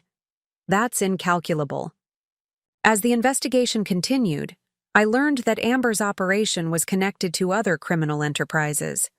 The money she stole was being laundered through casinos, invested in real estate, and used to fund additional scams. She wasn't just a con artist. She was part of a sophisticated criminal organization that preyed specifically on families destroyed by childhood illness. The good news, Agent Walsh said, is that your confrontation at the airport and your willingness to cooperate has blown this whole thing wide open. We've been trying to build a case against this network for 2 years, but we never had a victim willing to go public and help us gather evidence. What happens now? Now we bring them all down. Carlos, Amber, and every single person who profited from the suffering of dying children. Agent Walsh's expression was fierce. By the time we're done, they'll never hurt another family again. But first, I had to bury my son, and somehow find the strength to honor Leo's memory, while his father sat in a federal detention center, awaiting trial for exploiting other children, just like him. The morning of Leo's funeral, I woke up in a house that felt like a crime scene. FBI agents had been through every room, photographing documents and collecting evidence. Carlos's belongings were tagged and bagged, his computer seized, his phone cloned. The home where we'd planned to raise our family had become the epicenter of a federal investigation into the exploitation of grieving children. But today wasn't about the investigation. Today was about Leo. I stood in his bedroom, surrounded by the toys and books and artwork that represented 7 years of pure joy and wonder. His Batman costume hung in the closet, cape slightly wrinkled from the last time he'd worn it to fight the monsters in his IV drip. His collection of dragon figurines sat on the windowsill, arranged in the elaborate battle scenes he'd created during long afternoons when he was too weak to play outside. Agent Walsh had offered to postpone any further interviews until after the funeral, but I'd declined. The case against Carlos and Amber was too important, the evidence too time-sensitive. Other families were counting on us to stop this criminal network before more children could be exploited. Mrs. Martinez? My mother's voice came from the doorway. Angelina had flown in from her assisted living facility, determined to support me through Leo's funeral despite her own frail health. The funeral director is here. Mr. Peterson looked uncomfortable as he entered my living room, clearly aware that our family was at the center of a national news story. The dead son scammer case had captured media attention across the country, with people horrified by the idea of criminals preying on families with dying children. Mrs. Martinez, he said gently, I want you to know that we've taken extra security precautions today. There may be media attention, and we want to ensure Leo's service remains dignified and private. I nodded, grateful for his consideration. Carlos's arrest had made headlines, and reporters had been calling non-stop for interviews. But today was for Leo, not for the media circus surrounding his father's crimes. Have you given any thought to the eulogy? Mr. Peterson asked. Will anyone from the family be speaking? I will, I said firmly. I'm going to tell everyone about the real Leo. Not the child who was exploited by criminals, but the boy who loved dragons and superheroes and made everyone around him smile. As Mr. Peterson left to finalize arrangements, my phone rang. It was Sarah Johnson, Michael's wife from the support group. She was sobbing so hard I could barely understand her words. Odette, I just saw the news about Ashley, she managed to say. The FBI called us this morning. That woman who's been helping Michael, she's one of them, isn't she? One of the people who hurt your family? My heart sank. The Johnsons were discovering that their grief counselor was actually part of the criminal network that had targeted dozens of families. Sarah, I'm so sorry. I know this is devastating. $15,000, she whispered. Michael gave her $15,000 for their healing retreat, money we needed for Emma's memorial fund. How could we be so stupid? You weren't stupid, I said firmly. You were grieving. These people are experts at exploiting parents when they're most vulnerable. None of this is your fault. After I hung up, I sat in Leo's room and felt the full weight of what Carlos and Amber had done. It wasn't just about our family anymore. It was about every parent who had lost a child and then been betrayed by people pretending to offer comfort and support. The doorbell rang again, and I was surprised to find Naomi on my doorstep, the airport employee who had first called to Tell me about Carlos's Vegas plans. She was holding a small wrapped package. I hope I'm not intruding, she said quietly. I know today is Leo's funeral, and I just wanted to give you this. I unwrapped the package to find a small wooden dragon, hand-carved and painted in bright blues and greens, Leo's favorite colors. My grandfather was a woodworker, Naomi explained. When I told him about your son and how he loved dragons, he insisted on making this. He said every dragon-loving boy should have a protector to watch over him. I held the little dragon, its carved scales smooth under my fingers, its wings spread as if ready to fly. It was beautiful and thoughtful, and exactly the kind of gift Leo would have treasured. Thank you, I whispered, tears streaming down my face. This is perfect. As Naomi left, I placed the dragon on Leo's nightstand next to his collection. It seemed to fit perfectly, as if it had always belonged there. My phone buzzed with a text from Agent Walsh. Carlos has agreed to cooperate fully with our investigation in exchange for a reduced sentence. His testimony will help us dismantle the entire network. Your courage in exposing this case is going to save countless other families. I looked around Leo's room one last time before heading to the funeral. His rocket ship blanket was folded on his bed, ready to accompany him to his final rest. His favorite books were stacked on his desk, stories about brave heroes and magical adventures. His artwork covered the walls, colorful drawings of dragons and superheroes, and the family he'd loved so much. Today, I would bury my son. Tomorrow, I would continue fighting to make sure no other family endured what we had suffered. But right now, I was simply a mother saying goodbye to her child. And that was enough. The funeral service was everything Leo would have wanted. Bright flowers. Instead of somber arrangements, his favorite songs playing softly, and stories about his courage and joy rather than focus on his illness. I stood at the podium looking out at a church filled with people who had genuinely loved my son, and for the first time in weeks, I felt peace. But that peace was shattered when I saw them in the back row. Carlos's parents, Elena and Roberto Martinez, had somehow been released on bail pending their testimony in the federal case. They sat with Carlos's sister Maria, all three of them dressed in black, their faces masks of false grief. The audacity of their presence at Leo's funeral, after enabling Carlos's crimes and helping cover up his betrayal, was breathtaking. Continued with my eulogy, speaking about Leo's love for dragons and his belief that real heroes protect people who can't protect themselves. But my eyes kept drifting to the Martinez family, who had the nerve to show up and pretend they mourned my son while they had actively participated in exploiting him. After the service, as people filed out to the reception, Elena approached me, near Leo's casket. Her face was streaked with tears, but I felt no sympathy for her grief. "Odette, mija," she whispered, reaching for my hand. "We need to talk. This has all gotten so out of hand. Surely we can work something out as a family." I pulled my hand away from hers. "Work something out? Elena, your son was planning to profit from Leo's death. You helped him hide that from me while our child was dying." Carlos was confused, grieving, she protested. "Men handle these things differently. And that woman, that Amber, she manipulated him when he was vulnerable."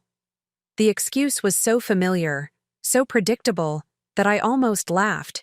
Even now, with federal charges pending and evidence of systematic fraud, the Martinez family was still trying to paint Carlos as a victim. "Mrs. Martinez," a voice interrupted us. Agent Walsh had appeared beside me, her FBI badge clearly visible. "I need to speak with you about your testimony tomorrow." Elena's face went pale. She knew that her cooperation with the FBI was the only thing keeping her out of federal prison.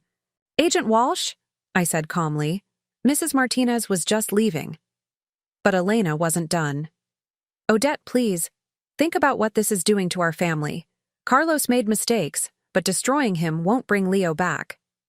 That was the final straw. I turned to face her fully, and every person in the reception hall seemed to sense the tension. Conversations stopped, and all eyes turned toward us. "You want to talk about family, Elena?" My voice carried clearly across the room. "Let me tell you about family. Family doesn't help their son steal money from his dying grandson's medical fund.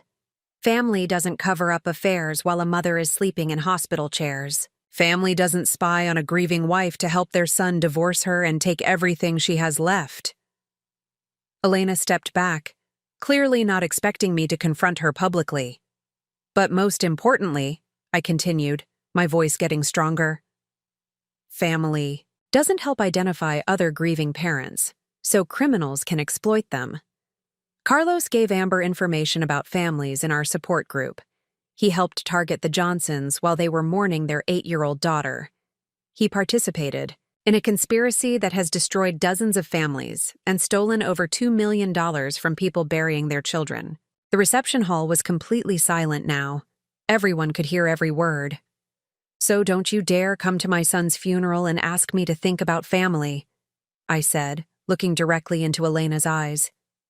"You chose your family when you decided to protect a criminal instead of his victims. You chose your family when you helped Carlos steal from dying children.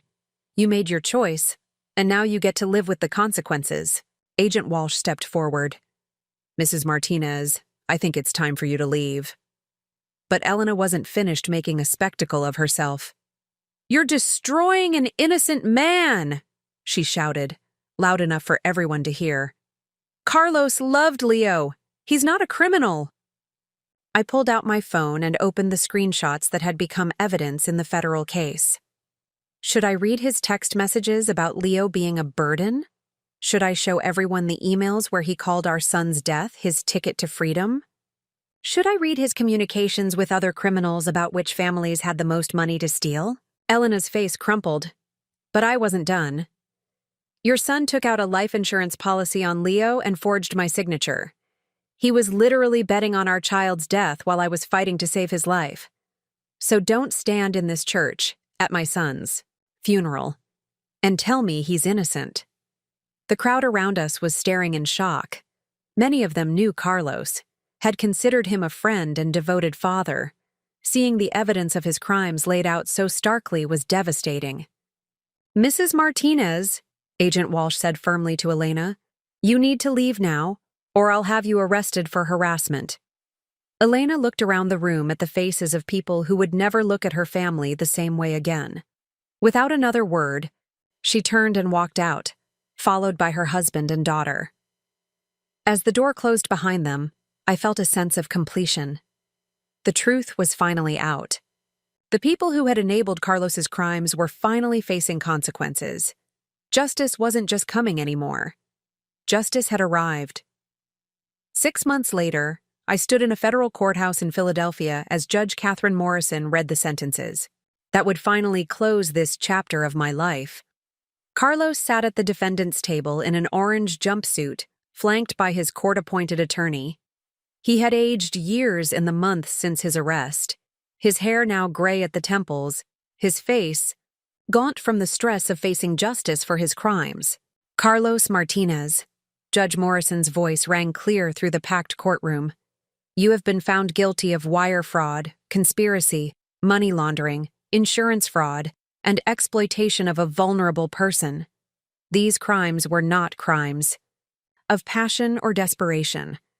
They were calculated, methodical, and designed to profit from the suffering of dying children and their families." I held my breath, surrounded by other victims and their families who had traveled from across the country to witness this moment. Sarah and Michael Johnson sat beside me, still rebuilding their lives after losing $15,000 to Amber's schemes. Behind us were parents from Arizona, Texas, Colorado, and Nevada, all families that had been targeted by the Grief Merchants Network. "The court sentences you to 12 years in federal prison, to be followed by 5 years of supervised probation," Judge Morrison continued. "You will also pay restitution in the amount of $2.3 million to the victims of your crimes." 12 years. Carlos would be 52 when he was released, and Leo would have been 19, old enough to vote, to graduate college, to start his own life. The life that cancer had stolen from him, and that his father had tried to profit from. Amber's sentencing had been even harsher. 15 years for masterminding the entire operation, plus additional time for identity theft and targeting vulnerable populations. She would be 63 when she was released. Her ability to manipulate grieving parents finally ended. As the court session concluded, I walked outside into the bright spring sunshine. Philadelphia looked different to me now. Not the city where my marriage had died and my son had been exploited, but the city where justice had been served and other families had been protected. Agent Walsh approached me on the courthouse steps. "How are you feeling?" "Relieved," I said honestly. "And proud. Leo would have wanted this. He always believed in protecting people who couldn't protect themselves." The Leo Martinez Foundation had been established with the restitution money and donations from people across the country who had been moved by our story. We provided financial assistance to families dealing with childhood cancer, funded research into pediatric treatments, and most importantly, offered education about financial fraud targeting grieving families. "Mrs. Martinez?" A young woman approached us hesitantly. I recognized her as one of the reporters who had been covering the case. "I'm doing a follow-up story about the impact of this case. Would you be willing to share how this experience has changed you?" I thought about the question as I looked up at the courthouse where justice had been served. "I'm not the same person I was a year ago," I said finally. Grief and betrayal broke me down completely. But rebuilding from that destruction, fighting for justice not just for Leo but for all the other children who were exploited, that gave me a purpose I never expected to find. The foundation had helped 47 families recover financially and emotionally from their victimization. We had worked with the FBI to identify and shut down 2 other similar criminal networks. Most importantly, we had created support systems that would prevent future families from being isolated and vulnerable to these predators. The hardest part, I continued, was learning that the person I trusted most in the world was capable of such cruelty. But the most beautiful part was discovering that strangers, like Naomi, who drove from Vegas to warn me, like Angelina, who brought evidence, like all the families who testified to help convict these criminals, strangers were more loyal to my son's memory than his own father. That evening, I visited Leo's grave for the first time since the trial began. The small headstone was simple but perfect. Leo Martinez, beloved son. He believed real heroes protect others. Around the stone, I had planted a garden with yellow, marigolds and blue petunias, his favorite colors. The wooden dragon that Naomi's grandfather had carved sat proudly among the flowers, a guardian watching over my son's resting place. I sat on the small bench nearby and opened a letter that had arrived that morning. It was from a family in Oregon whose 6-year-old daughter was fighting leukemia. They had read about the foundation and wanted to thank us for the financial assistance that had allowed them to travel to a specialist hospital. "Because of the Leo Martinez Foundation," the letter read, "our daughter Emma is getting treatment. That might save her life. We know we'll never meet Leo, but his legacy is giving our child hope. Thank you for turning your tragedy into protection for other families." I folded the letter carefully and placed it in the memory box I kept at Leo's grave, alongside photos and artwork and all the evidence of a life well lived despite its brevity. As the sun set over the cemetery, painting the sky in brilliant oranges and purples that Leo would have loved, I felt something I hadn't experienced in over a year: peace. Not the peace of forgetting or moving on, but the peace of knowing that my son's life and death had meaning beyond the cruelty of those who tried to exploit it. Carlos had been wrong about one thing: Leo's death hadn't been anyone's freedom. It had been everyone's call to action, and we had answered. Up next, you've got 2 more standout stories right on your screen. If this one hit the mark, you won't want to pass these up. Just click and check them out. And don't forget to subscribe and turn on the notification bell so you don't miss any upload from us.